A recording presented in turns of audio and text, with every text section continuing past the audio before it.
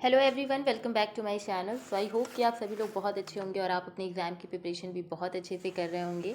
सो आज की जो हमारी न्यू वीडियो है, इस वीडियो में हम लोग बात करेंगे दीनदयाल उपाध्याय गोरखपुर यूनिवर्सिटी के बीएससी 6 सेमेस्टर जूलॉजी पेपर 1 के आंसर की के बारे में।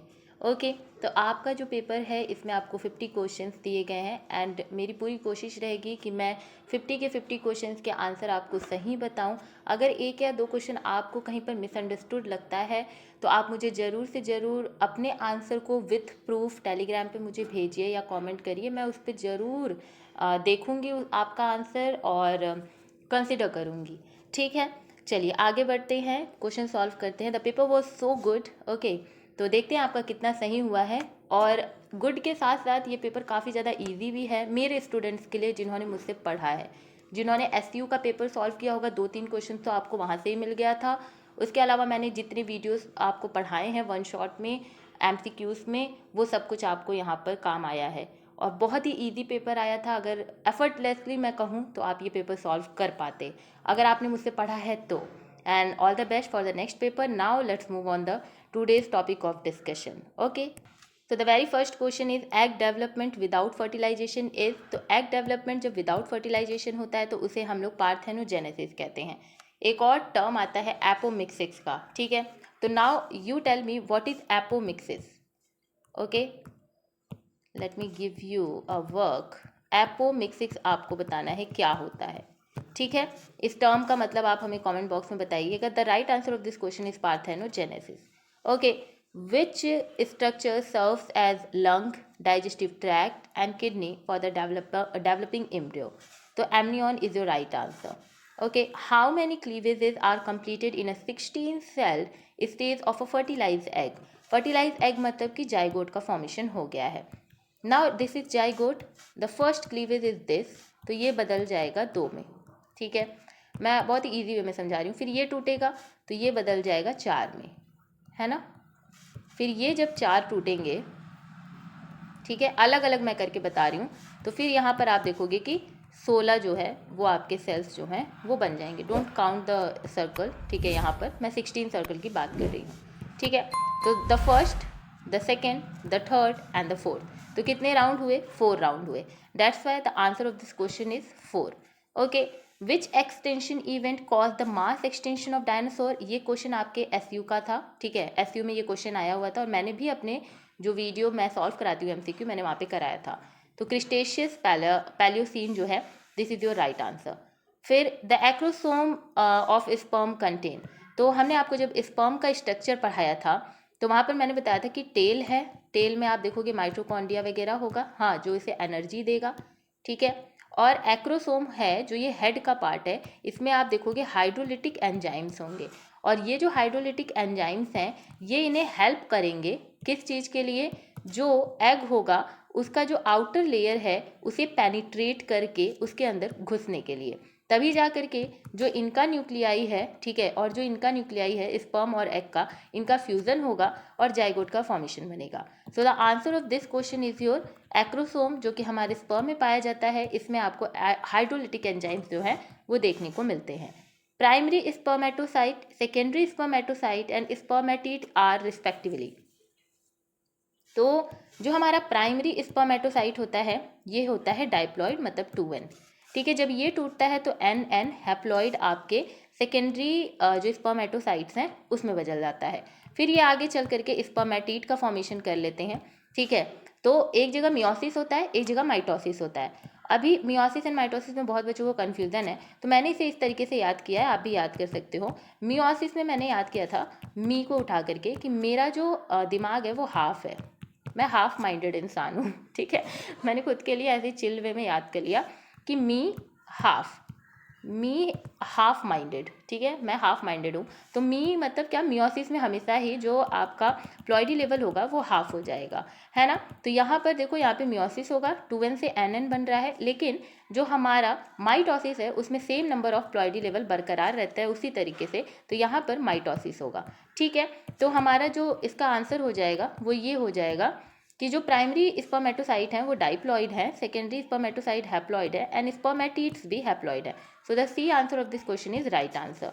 Nobel Prize was given for discovering operon model to Jacob and Menold in 1961. Human placenta involve, तो ह्यूमन के जो प्लासेंटा होता है अगर मैं उसकी बात करूँ तो देर आर 3 लेयर्स एक्चुअली, ठीक है. The inner layer is your amnion, like आप मिडिल वन बोल सकते हो, ठीक है, या फिर आप इसे आउटर भी बोल सकते हो, कोरियन. एंड उसके बाद आप डेसिडुआ करके भी एक लेयर देखते हो, ठीक है, डेसिडुआ.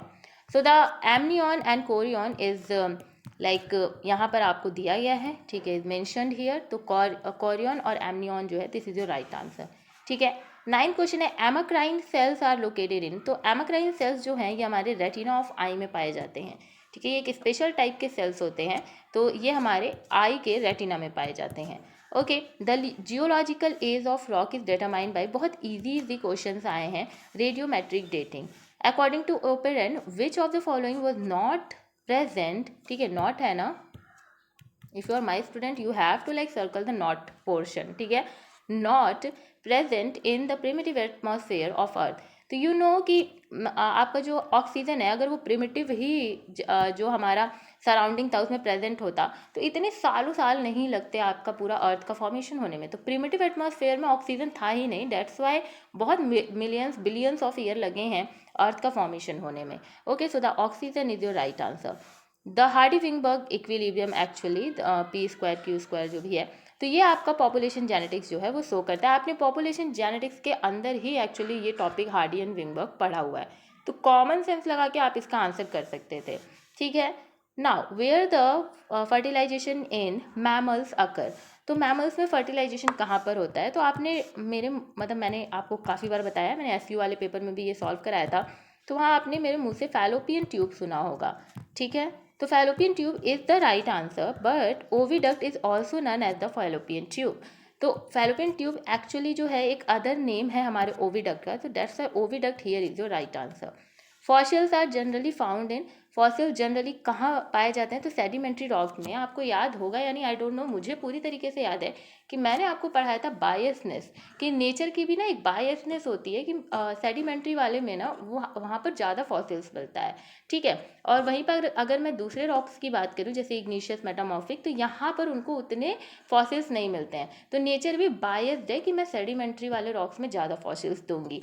तो ये एग्जैक्ट मैंने आपको पढ़ाया हुआ है, वैसे तो मैंने हर एक चीज़ बड़े ही एग्जैक्टली आपको पढ़ाया हुआ है. Okay. Now the 15th question is wing of insect and birds are example of. तो देखो अगर मैं विंग्स ऑफ इंसेक्ट की बात करूँ, मैं बर्ड्स की बात करूँ, दोनों ही उड़ने के काम आ रहे हैं, ठीक है, फ्लाइट के काम आ रहे हैं, तो इनके जो फंक्शन है वो सेम है. ओके.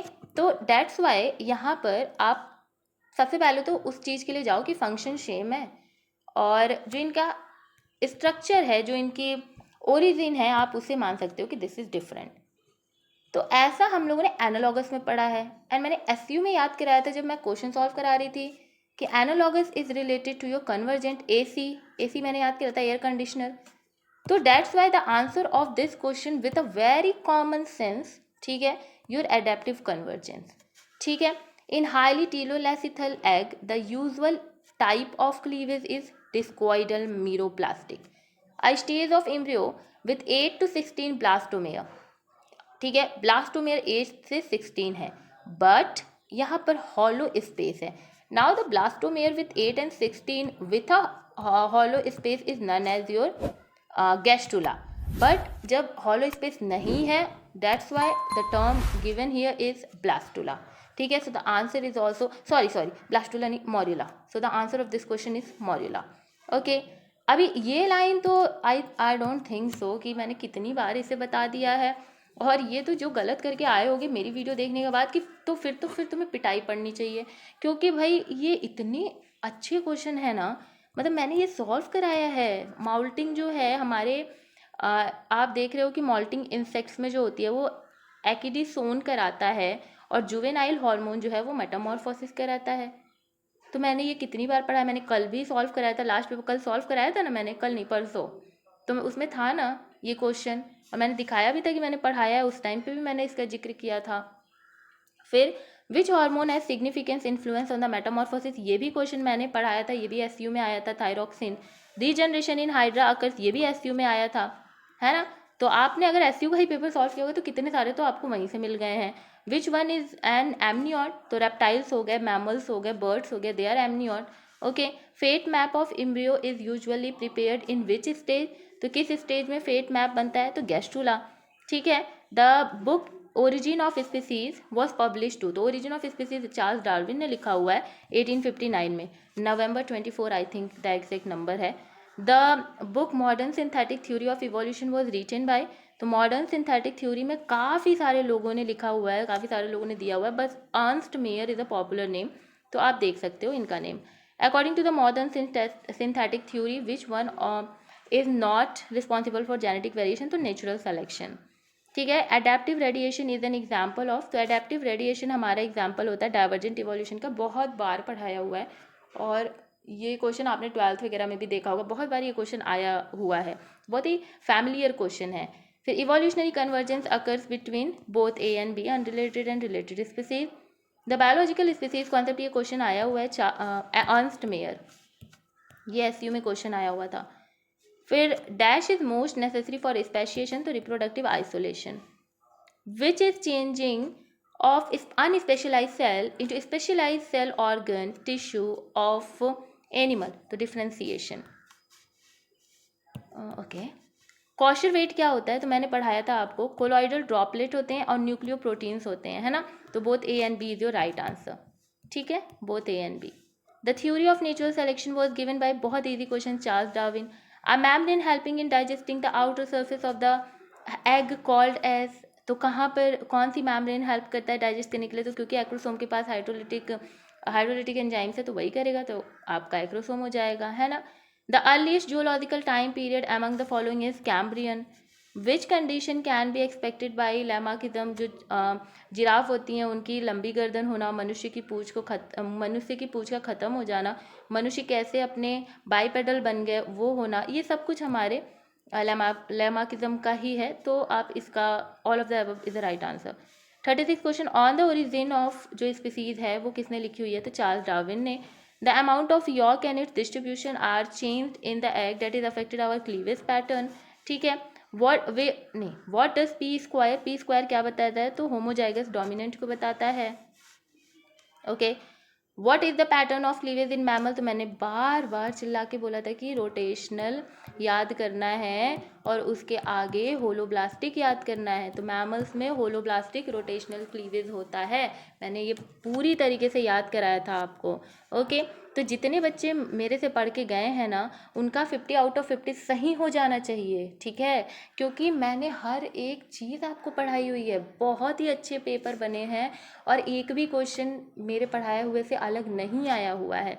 तो आप लोग, आई होप कि आप लोगों ने 45 अबव तो मार्किंग की होगी, ठीक है। मैं ये आप लोगों से बहुत ही ज़्यादा एक्सपेक्टेड रख रही हूँ, क्योंकि मैंने बहुत मेहनत की है 6 सेमेस्टर के लिए, और जब मैं पेपर एसयू का भी मैंने देखा, आपका भी देखा, तो कोई क्वेश्चन ऐसा है ही नहीं जो इधर उधर गया हो, मतलब एक क्वेश्चन 2 क्वेश्चन तो चले जाएंगे ना, लेकिन उसके अलावा 99% मेरे ही क्वेश्चन आए हुए हैं, ठीक है। तो आई होप कि आप लोगों के पेपर काफ़ी अच्छे जा रहे होंगे और मेरी मेहनत जो है वो सफल हो रही होगी। Direct evidences of evolution, fossil record, ठीक है। विच of the following does not not है बाबा, नॉट है। ओके। तो नॉट में RNA processing, this is not a reproductive isolation method, तो रिप्रोडक्टिव आइसोलेशन मैथड कौन सा नहीं है, तो इकोलॉजिकल होता है, टेम्परल होता है, बिहेवियरल होता है, लेकिन इंडिविजुअल नहीं है। A new species emerges from the geographic range आ गया एलोपैट्रिक स्पेशिएशन, ठीक है। The process by which genetically identical cells of an embryo become specialize is called cell differentiation. Gene expression involve transcription only, translation only, both, तो both हो जाएगा, ठीक है, both transcriptional and translational. How many stages occurs in the metamorphosis of holometabolous insect like butterfly, तो butterfly का आप केवल आपको अगर लाइफ साइकिल भी याद होगा ना कि एग बनता है, वेट अ मिनट, एग बना, फिर लार्वा बना, प्यूपा बना, एडल्ट बना, तो कितने स्टेजेस हो गए, 1 2 3 4, तो 4 हो गए ना, तो the answer of this question is 4। Okay, 4। In human kidney development which forms first, तो प्रोनेफ्रस मैंने पढ़ाया था ना, प्रो मीज़ो, मेटा पढ़ाया था सब। आई ओरिजिनेटेड फ्रॉम, ये भी क्वेश्चन मैंने आपको पढ़ाया था कि एक्टोडर्म एंड मीजोडर्म।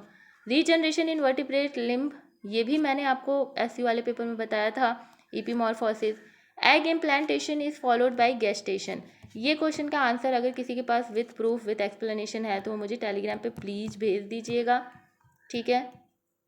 क्योंकि मैं थोड़ा सा इस क्वेश्चन में मुझे ना समझ नहीं आ रहा है, क्योंकि यहाँ पे विफल लिखा हुआ है कि और यहाँ पे फॉलोड बाय लिखा हुआ है। तो एग इम्प्लांटेशन विफल होता है तो वो अलग ही सेंस निकल रहा है। बट अकॉर्डिंग टू मी अगर मैं होती इस जगह पे तो हो सकता है मैं गेस्टेशन लगाती, बट आई डोंट नो, ठीक है। इस क्वेश्चन का आप मुझे, अगर आपके पास आंसर है तो मुझे आप बताइएगा, कोई तर्क है आपका तो वो भी आप कमेंट बॉक्स में इस क्वेश्चन को लेके बता सकते हैं या टेलीग्राम पे मुझे भेज सकते हैं, ठीक है। तो आई होप कि मेरी हर एक वीडियोस आपको बहुत ज़्यादा हेल्प कर रही होंगी और आज का पेपर आपका हलवा क्लियर आप करके आए होंगे। मिलते हैं नेक्स्ट वीडियो में जहाँ पर बीएससी के सेकेंड पेपर सेकेंड जो है आपका जूलॉजी का, वो भी हम क्लियर करने की कोशिश अपनी पूरी करेंगे। आप मेरे चैनल से जुड़े रहिए, अपने जूनियर्स अपने फ्रेंड्स को मेरा चैनल शेयर करिए, जिससे हमें और भी ज़्यादा मोटिवेशन मिले और भी वंडरफुल वीडियोस आपके लिए बनाने के लिए और आपके हर एक एग्जामिनेशन को हलवा क्लियर करने के लिए। ओके, तो meet you in the next video. Bye bye, take care, be happy, हंसते रहिए, बाय बाय।